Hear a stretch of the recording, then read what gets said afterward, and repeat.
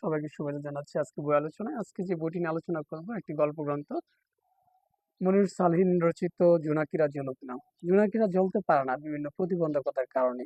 নাম গল্পটিতে আসলে যাকে নিয়ে কথা বলা হয়েছে জোনা, তার একটি ক্যান্সার হয়, কিন্তু সে সেই ক্যান্সারকে উপলব্ধি করে না, কারণ তার শরীরে সেরকম কোনো উপসর্গ দেখা দেয়নি। উপসর্গহীন সেই ক্যান্সার। তার ভাষ্য হচ্ছে যে ক্যান্সার যারা ধরেছেন ডাক্তারদের এটা টেনশনের ব্যাপার, তার এতে কোনো টেনশন নেই। সে হাসি খুশি একজন প্রাণবন্ত কর্মী বা একজন মানুষ যিনি কাজ করেন। হ্যাঁ, তো তিনি বলেন যে এটা নিয়ে তার টেনশন নেই। লেখক বলেছেন জোনাকিরা জ্বলে উঠুক তাদের সকল প্রতিবন্ধককে মোকাবেলা করে। জোনাকিরা জ্বলুক না, এই জোনার ক্যান্সার হওয়া সত্ত্বেও সে জ্বলে উঠতে চায়, কিন্তু সামাজিক প্রতিবন্ধকতা, বিভিন্ন পারিপার্শ্বিক অবস্থা তাদেরকে জ্বলতে দেওয়া হয় না। যেমন তাকে বাসা বেঁধেছে ক্যান্সার, এই ক্যান্সার নিয়ে তার তেমন কোনো সমস্যা নেই, কিন্তু চিন্তা নেই, কিন্তু তার চিন্তা হচ্ছে সমাজের বিভিন্ন অসঙ্গতি নিয়ে। আবরার ফাহাদ বুয়েটের ছাত্র ছিলেন যিনি মারা গেছেন, এই গল্পে তাকেও একটু উল্লেখ করা হয়েছে। হ্যাঁ, জোনার টেনশন হয় যে এই বিষয়টা নিয়ে, যে আবরার ফাহাদ একটা বুয়েটের ছাত্র, সে রাজনৈতিক প্রতিহিংসার কারণে একটি ফেসবুক স্ট্যাটাস দেওয়ার কারণে সে মারা যান। কিন্তু আগের দিনেই এই আবরার ফাহাদ গ্রামের বাড়িতে গিয়েছিলেন। গ্রাম থেকে যখন ফিরে আসেন, তার মা তাকে বারবার খবর নিয়েছে, ফোন দিয়েছে, বাবা ঠিক মতো পৌঁছেছিস কিনা, কি অবস্থা, মানে তার মায়ের কত টেনশন। কিন্তু পরের দিনই সে আবরার লাশ হয়ে গেল। জুনার নিজেরও ক্যান্সার, কিন্তু এটা নিয়ে তার টেনশন নেই। তার টেনশন হলো এই আবরার ফাহাদ মারা গেছে, তাকে মেরে ফেলা হয়েছে। আমাদের রাজনৈতিক প্রতিহিংসা, সামাজিক যে দায়বদ্ধতা, এই নিয়ে জুনার টেনশন। মনির সালিম চমৎকারভাবে সামাজিক দায়বদ্ধতার থেকে এই যে গল্পটি লিখেছেন জোনাকিরা জ্বলুক না, চমৎকার একটি গল্প। আমিও বলতে চাই জোনাকিরা জ্বলে উঠুক।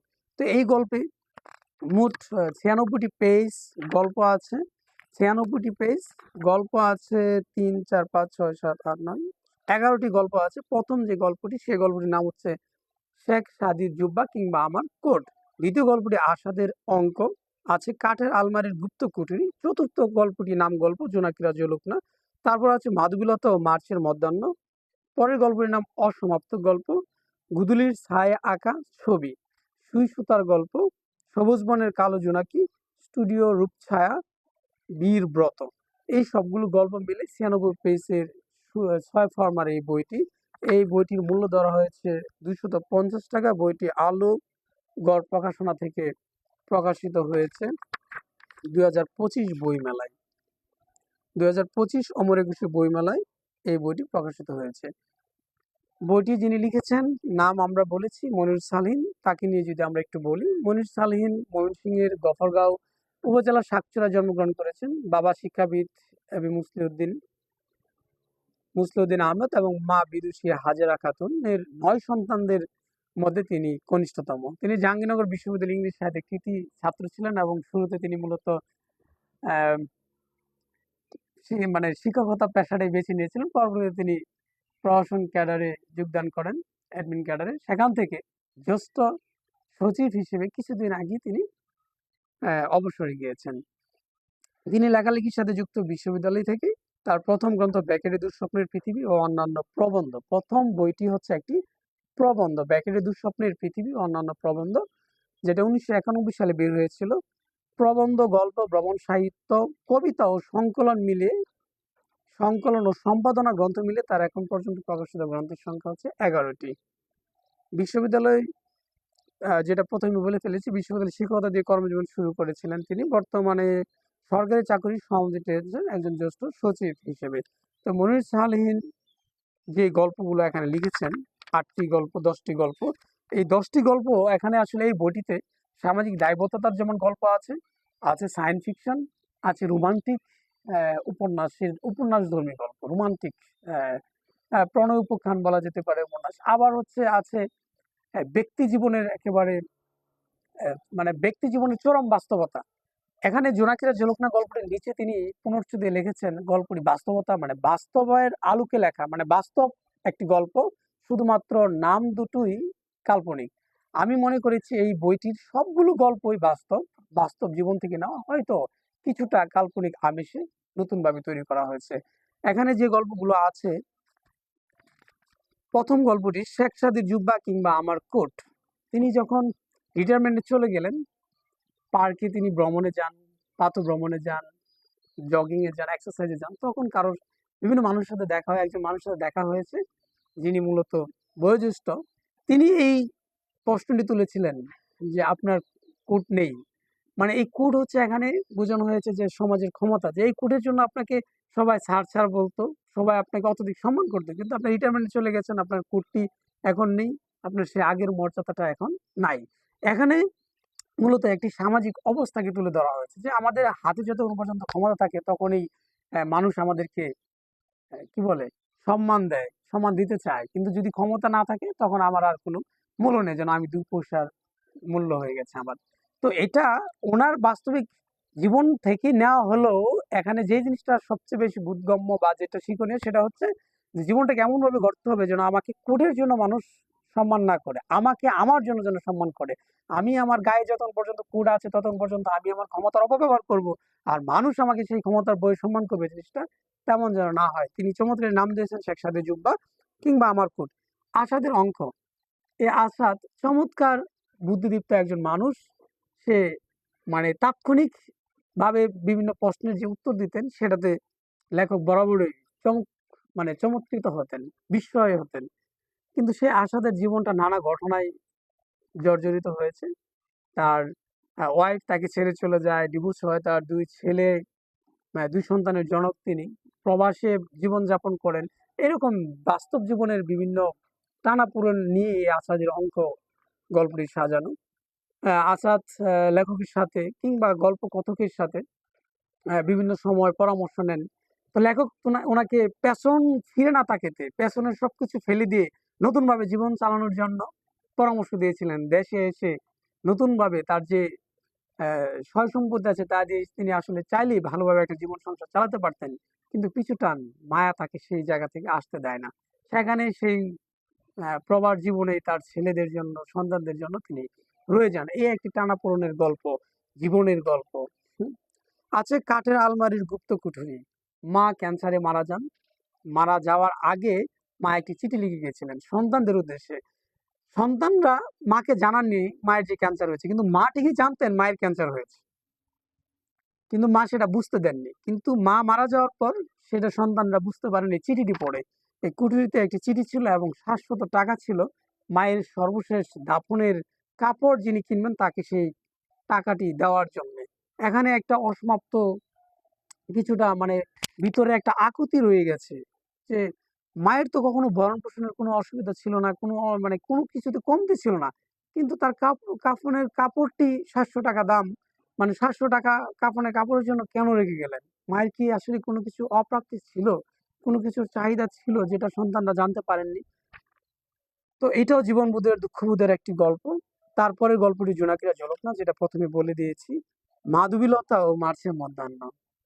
মাধবীলতা ও মার্চের মধ্যাহ্ন একটি প্রেমের গল্প। হুম? বিশ্ববিদ্যালয় জীবনে আমাদের অনেকের এরকম ঘটনা ঘটে থাকে। আমরা গ্রাম থেকে যারা বিশ্ববিদ্যালয়ে পড়তে যাই, তারা অনেকে মেধাবী হলেও শহরের ছাত্রছাত্রীদের সাথে আমাদের অ্যা খাপ খাইয়ে নেওয়া বা আমরা ওদের মতো হয়তো হয়ে উঠতে পারি না। আমরা একটু পিছিয়ে থাকি। কিন্তু আমাদের যখন রেজাল্ট দেয়, যখন ভালো রেজাল্ট হয়, তখন আমাদের সাথে অন্যরা মিশতে শুরু করে। ঠিক এই গল্প আর যিনি চরিত্র প্রধান নায়ক, তাকে ওরকমভাবে কেউ পাত্তা দিত না। কিন্তু যখন রেজাল্ট দেয় সে ফার্স্ট হয়ে যায়, তখন তার সাথে আসলে সবার একটা সম্পর্ক হয়ে যায় এবং সেই সম্পর্ক থেকে একজন নায়িকা যিনি গল্পের, তার সাথে তার একটি খুব ভালো সম্পর্ক হয়, প্রেমের সম্পর্ক হয়। কিন্তু মুখ ফুটে কখনো বলতে পারতেন না। মেয়েটি অন্যদের সাথে চলাফেরা করতেন যেটা তাকে ঈর্ষান্বিত করত। সে ভাবতো অন্য কারো সাথে কি তার ওই মেয়ের সম্পর্ক আছে কিনা। সর্বশেষ একটা পিকনিকে তাদের অ্যা ভুল বোঝাবুঝিটা উতরিয়ে যায়। মেয়েটাই আসলে তাকে নিয়ে বলে, "তুমি কি আসলেই একটা খ্যাত? হ্যাঁ? না এতই বোকা? বুঝতে পারো না?" যাই হোক, একটি রোমান্টিক একটি গল্প, অসমাপ্ত গল্প। অসমাপ্ত গল্পটি আমার কাছেও অসমাপ্তই লেগেছে। কিছু, কিছু গল্প আছে যেটা আসলে অসমাপ্তই থেকে যায়। ভালো লাগার, ভালোবাসার ব্যাপারগুলো মস্তিষ্কের ভিতরে হৃদয়ে রক্তক্ষরণ করে, হৃদয়ে জমাট বাঁধা কষ্টের সৃষ্টি করে, কিন্তু কখনো ভোলা যায় না। যার কখনো অসমাপ্ত হয় না। এই গল্পটি সেরকম একটি অসমাপ্তির গল্প। 'গোধূলি ছায়ায় আঁকা ছবি', সুই সুতার গল্প। এই গল্পটি মূলত মাধবীলতা ও মার্চের মদন, আমি একটু এলোমেলো করে ফেলছি। মাধবীলতা ও মার্চের মদনে যে গল্পটি বলেছি সেটি মূলত সুই সুতার গল্প। আর মাধবীলতা ও মার্চের মধ্যাহ্ন একই রকম একটি প্রেমের গল্প ছিল। সবুজ বনের কালো জোনাকি, এই গল্পটিকে আমি সায়েন্স ফিকশন বলেছি। এখানে এআই তৈরিকৃত রোবটের কথা বলা আছে। রোবটের সাথে কথোপকথন, মানে একজন মানুষের নিঃসঙ্গতায় সে রোবটের সাথে কথা বলে। রোবট মানুষের সাথে কিভাবে সময় ব্যয় করছে, বর্তমান যে পরিস্থিতি চলছে, মানুষের যে এই ডিজিটালাইজেশন বা অটোমেশন, বিভিন্ন যান্ত্রিকতা মানুষের কর্মজীবনকে অনেকটাই ছিনিয়ে নিচ্ছে। মানে রোবটের মাধ্যমে আমরা অনেক কিছু এখন বর্তমানে হচ্ছে, এআই আমাদের অনেক কাজ করে দিচ্ছে। এই গল্পটি সেরকম একটি সায়েন্স ফিকশনের গল্প। এখানে রোবটের সাথে একাকিত্ব, কথোপকথন, বিভিন্ন বিষয় নিয়ে কথা বলা আছে। স্টুডিও রূপছায়া, এটি মূলত আহ, একটি স্মৃতিচারণামূলক একটি স্টুডিও ছিল রূপছায়া নামে। সেখানে ছবি তোলার একটি ঘটনা আছে। এটি মূলত একটি স্মৃতিচারণামূলক গল্প। সবগুলো গল্প আমার ভালো লেগেছে। সর্বত আছে বীর ব্রত। সর্বশেষ গল্পটি থেকে আমি কয়েকটি লাইন যদি পড়ে শোনাতে চাই। আপনি কি ওনার সঙ্গে কথা বলবেন? বুলবুলের কথায় তুষারের ক্ষণিক অন্যমনস্কতা কেটে যায়।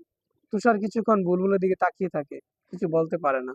কিছুক্ষণ আগে রাত্রির মুখে শোনা শিভালরির কথাটা যেন একটা চাবুক হয়ে আসছে পড়ে তার পিঠে।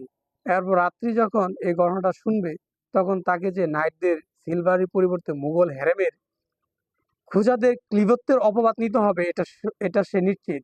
না, তার দরকার নেই।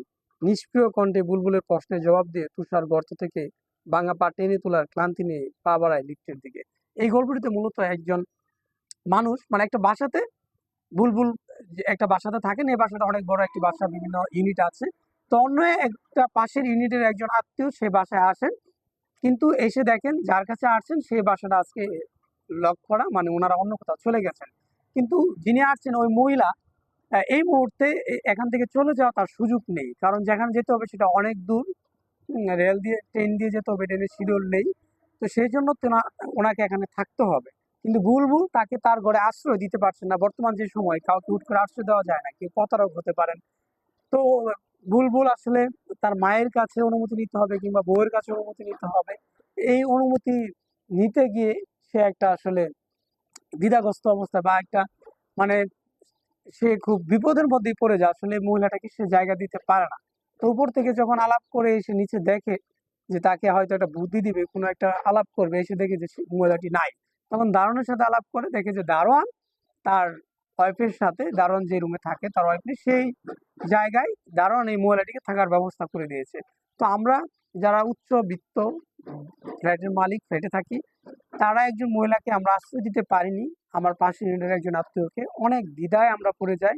অনেক কিছু আমাদের ভেবে চিন্তে সিদ্ধান্ত নিতে হয়, অনেকের কাছ থেকে অনুমতি নিতে হয়। কিন্তু যে দারোয়ান গরিব ঘরের সন্তান, সে কিন্তু অবলীলায় একজন মানুষের পাশে দাঁড়িয়েছেন, মানবিকতা বোধ দেখিয়েছেন। এখানে এই গল্পতে মেইন থিম আমার কাছে মনে হয়েছে যে মানবিকতা বোধ। হ্যাঁ, আর আমাদের পারিপার্শ্বিক যে বিভিন্ন দ্বিধাগ্রস্ত থাকে, চাইলে নিজে থেকে যে অনেক কিছু সিদ্ধান্ত নেওয়া যায় না।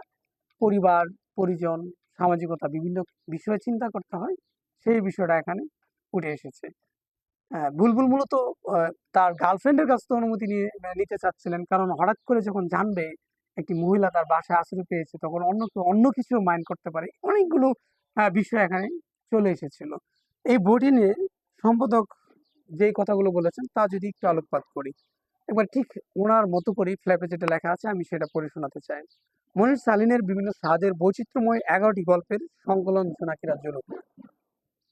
যাপিত জীবনের নানা দিক, প্রেম, অপ্রেম, মানবিক সম্পর্কের অন্ধি সন্ধি, নস্টালজিয়া ইত্যাদি বিষয় এই গল্পগুলোতে উঠে এসেছে এক পরিণত গদ্যশিল্পীর সহজাত শৈল্পিক কুশলতায়।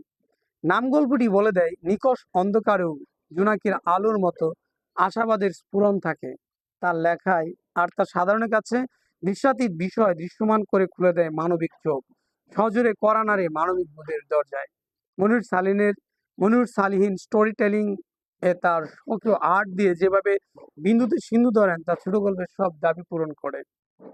তার লেখার গতিস্পন্দন সহজাত, বোধ রৌদ্র করজ্জ্বল, এতটুকু ক্লান্ত করে না।